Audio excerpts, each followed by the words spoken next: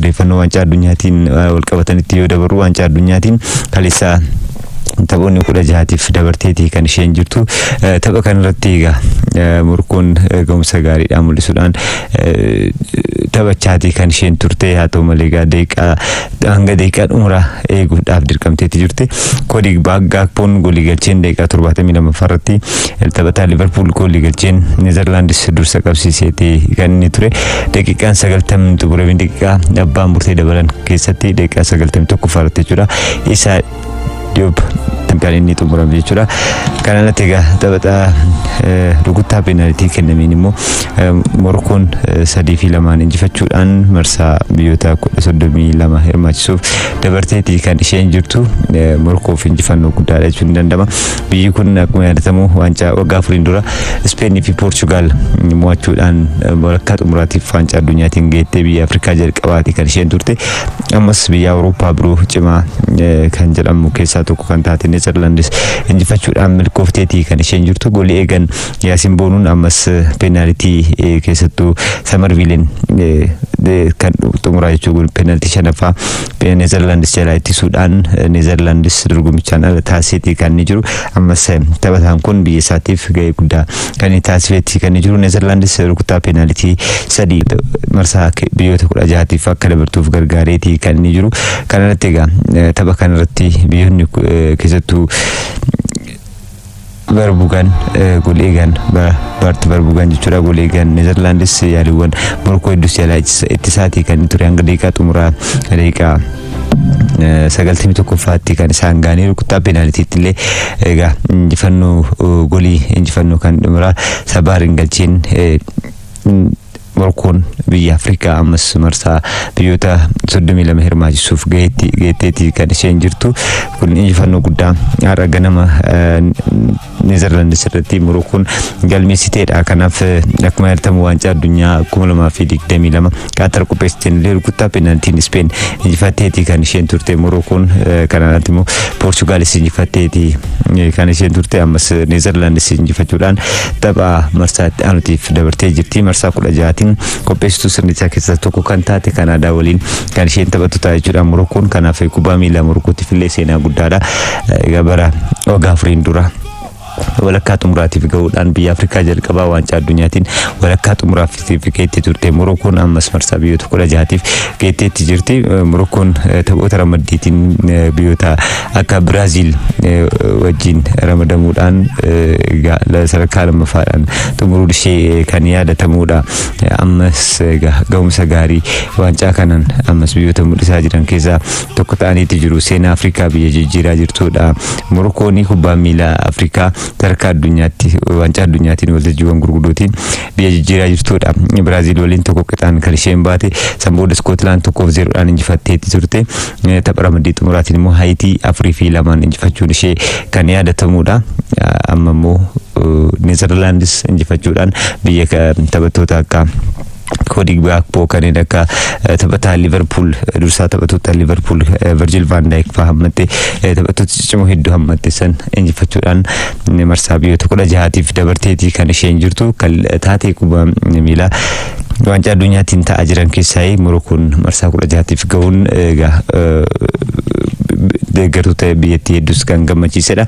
Kaleessuma taatee birootiin Jarman dorgommichaan ala kan taatee birootii keessattuu biyya sadarkaan kubbaa miilaa sadarkaa fiifaatiin 41ffaa irratti jirtuun kan injifatamte. Paaragwaayin rukuttaa penaltiin injifatamuudhaan dorgommichaan ala taatee jirti.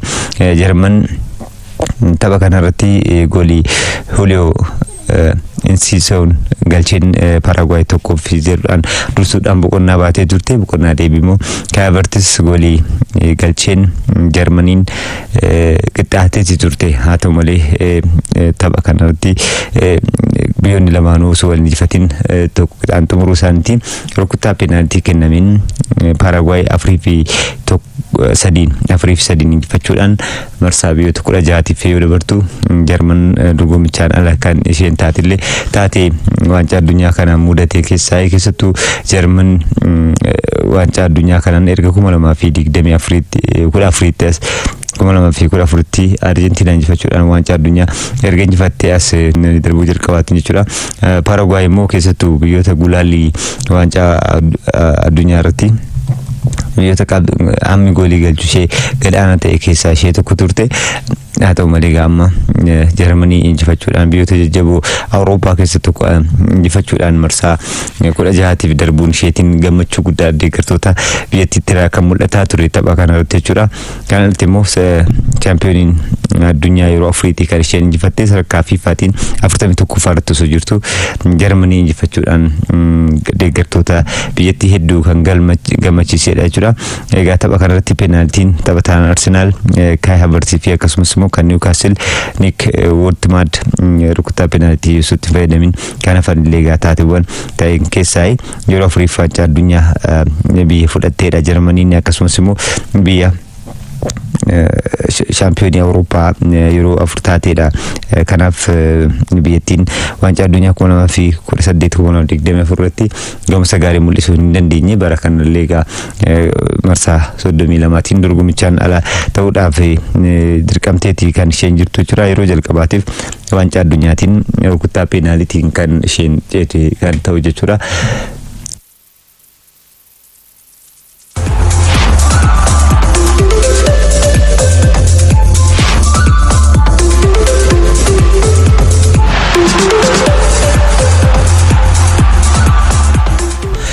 Egaa Jarman dorgommichaan ala ta'uun keessattuu Julian Nagelsmann irratti dhiibbaan cimaa kan inni jirudha. Julian Nagelsmann keessattuu biyyattiin gara shaampiyoonummaatti ni deebisu, gara gahumsaatti ni deebisu jedhamee leensaatti abdatameedha. Taphattoota akka Kai Havertz dabalatee goolii egaa seenaa qabeessa biyyattiitti kan durfamaa jirtudha. Akkasumas jirti amma gaa fuulduree leenjisichaa irrattis dhiibbaa akka qabaatudha kan himamaa jiru jechuudha. Jarman dorgommichaan ala taateetti jirti. Leensaan kilabichaa Nagelsmann illee jijjiirraa taphattoota taasisaniitii kan isaan jiran keessattuu tapha kanarratti latiif kan galche jechuudha. Keessattuu tapha kanarratti carraan goolii argatanis jala kan haqame Jonathan Tah yaaliiwwan taasisee sibiila goolii kan jalaa deebises kan eeramudha jechuudha. Walumaa galatti Jarman dorgommichaan ala yoo taatu Paraguay osoo hin eegamin gama marsaa biyyoota 32tiif geetteetii kan isheen jirtu. Tapha birootiin kaleessuma Biraazil Jaappaan waliin morkii taasistee 2-1 mo'atteetii kan isheen jirtu. Tapha kanarratti Kaayishuu Saano daqiiqaa 29 irratti goolii galcheen Jaappaan dursaatii kan isheen turte. Haa ta'u malee Kasamiroon daqiiqaa 56ffaatti goolii galcheen Biraazil qixxaateetii jirte. Taphni gara daqiiqaa dabalataatti ni mala jedhamuudhaan yoo eegamutti Gabriel Martinelliin daqiiqaa 95 irratti goolii Bruno Gumrish mijeessee kenneef galchuu isaatiin daqiiqaa dhumarratti goolii galcheen Biraazil injifachuudhaan milkoofteetii kan isheen jirtu. Waancaa addunyaatiin erga 1966 as daqiiqaa dhumarratti goolii galtee taateetii kan isheen turte jechuudha. Kan san booda Morokkoon daqiiqaa dhumarratti 90 goolii galchuun ishee kan yaadatamudha. Egaa Biraazil injifannoo guddaa kan isheen galmeessite boqonnaan dura fooyyee turte Jaappaan jechuudha. Taphamoonni darbuutiif egaa gahumsa gaariidha mul'isaati kan turte dhaan itti milkaa'anii jechuudha. Jaappaan taphattoota akka Wataru Indoomdha jechuudha. Keessattuu Kasamiroon yaaliin taasisee haalli itti jala goolii galuudhaaf dhiyaatte ittisees kan eeramudha jechuudha. Egaa tapha kanarratti Biraazil milkoofteetii kan isheen jirtu. Biraazil marsaa biyyoota 32tiif geetteetii kan isheen jirtu. Waggaa 24 booda waancaa kana fudhachuudhaaf biyya morkachaa jirtudha. Biraazil kaleessa Jaappaan injifachuudhaan milkoofteetii jirti. Kaarlo Ancelottiin dogoggora hojjenneeti ture. Egaa dogoggora jalqabaatiin adabamni durfamneetii kan inni ture daqiiqaa 45 xumuraa irratti garuu kana jijjiiruu akka dandeenyu abdachaan ture kan isaan jedhani. Egaa daqiiqaa san booda jijjiirraa taphattoota taasisaniin kan isaan milkaa'aniitii kan isaan jedhani. Egaa yeroo boqonnaattis taphattoota kootiin abdii akkam kun itti himaan ture xumura gursaan ture qabxii kana jijjiiruu akka dandeenyutti imaan ture yaada jirudha. Carlo Ancelottiin kan isaan kennanii kanaan egaa Brazil injifachuudhaan milkoofteeti kan isheen jirtu tapha walakkaa marsaa biyyoota 32tiif geetteeti jirti. Neymar teessoo jijjiirarra ture tapha kaleessaa kanaan osoo ittiin fayyadamanis kan isaan hafan jechuudha. Kanaanis egaa biyyattiin milkooftee walakkaa marsaa biyyoota 16tiif geetteeti kan isheen jirtu kaleessa jechuudha.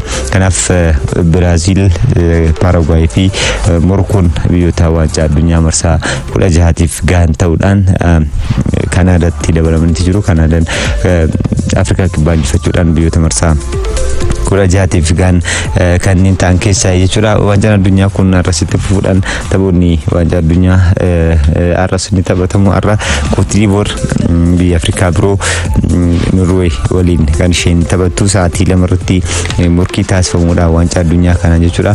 Kana irratti immoo morkiin Firaansii fi Swiidin waliin taasisanis tapha biroo eegamuudha halkan har'aa jechuudha. Kanaaf biyyoota kanneen keessattuu Swiidin fi France biyyoota tilmaamni waancaa kennamee fi keessaa kanneen akka taphattoota jechuun akka Kylian Mbappé fa'aa, Ousmane Dembélé fa'aa biyya hammatteedha. Kanaaf Swiidin waliin morkii taasistuun morkii tapha hawwiidhaan eegamuudha. Keessattuu Alexander Isak fi Victor Gyökeres fa'aa kan isaan hoogganaman jechuudha. Taphattoonni kunniin biyyattiif gumaacha akkamii taasisuu kan danda'an kan jedhus kan eegamuudha. Kanaaf Firaansii fi Swiidin morkiin waliin taasisan har'a galgala halkan har'aa sa'aatii 6tti halkan sa'a 6tti morkii eegamuudha.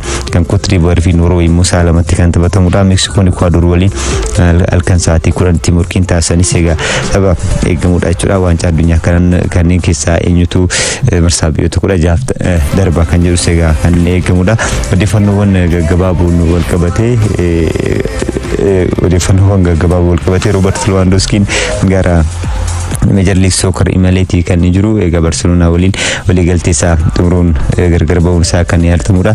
Amma bilisaan gara Major League Soccer imalee kilaba Chicago Fires jedhamu waliigaltee mallatteesseetii kan jiru hanga bara 2020 bara dorgommii 2027tti Chicago Fires waliin mallatteessee jira. Taphataan umrii 37 kun Barcelona waliin waancaa La Ligaa bara darbe fudhachuun isaa ni yaadatama. 2014 irraa kaasee 2022tti Bayern Munich fi akkasumas Barcelona keessatti taphataa gooliiwwan hedduu galchaa turedha. Kaleessa garuu Chicago Fires'tti dabalameetii kan jiru. La Ligaan akkasumas Bundesligaan waancaawwan garaagaraa taphataa fudhachuu danda'eedha. Kilabootaa fi akkasumas immoo biyya isaatiif gooliiwwan 700 ol taphataa galcheedha. Robert Lewandowskiin amma gara Major League Soccer malee Chicago Fires'iif mallatteesseetii kan jiru. Manchester City'n Maresca mallatteessuu wal qabatee Chelsea'n beenyaan kafalamuu qaba jechuun isaa ni yaadatama. Ammoo Manchester City'n beenyaa Chelseadhaaf kafaluudhaaf waliigaleetii jiru. Hanga paawundii miliyoona 17 kafaluudhaaf akka kafaluudha kan Manchester City'n kan himame.